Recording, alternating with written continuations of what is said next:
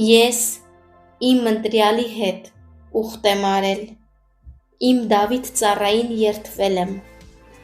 քո զավակին հավիտյան հաստատելու եմ ու սերնդից սերունդ կառուցելու եմ քո գահը։ Երկինքները պիտի փառաբանեն քո հրաշալի գործերը, ով Տեր, քո հավատարմությունը սրբերի հավաքում, քանի որ երկնքում ով կարող է համեմատվել Տիրոջ հետ, հզորների որդիների մեջ ով է նման Տիրոջը։ Աստծուց մեծապես պետք է երկյուղել սրբերի ժողովքում, բոլոր նրա շուրջը գտնվողները պետք է ակնածեն նրանից, ով Տեր, զորքերի Աստված, ով է քեզ պես հզոր Տեր,